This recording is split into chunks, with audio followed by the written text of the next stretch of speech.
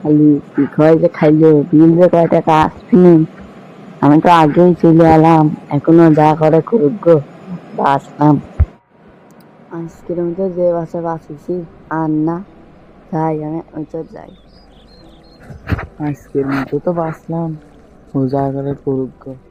কি ব্যাপার, সে কখন গেছে এখনো আসতেছে না, এখনই তো বিল দিতে আসবেন, কি করবো?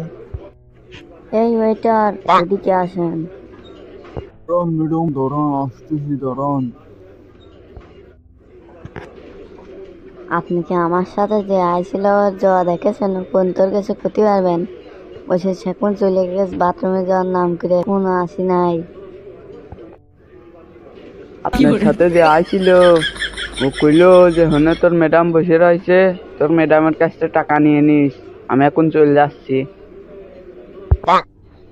ম্যাডাম, আপনি আমার টাকা দেন, তাড়াতাড়ি টাকা দিয়ে চল যান, নাই কিন্তু থাল মাজাও না।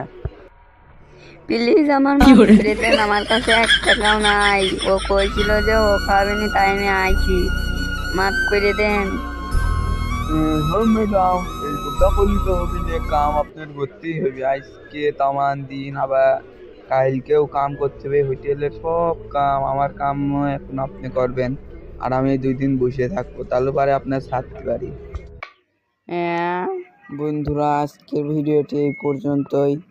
তো তোমরা যারা ভিডিওটি দেখেছো, বেশি বেশি লাইক এবং কমেন্ট করে যাও এবং সাবস্ক্রাইব করতে ভুলবে না।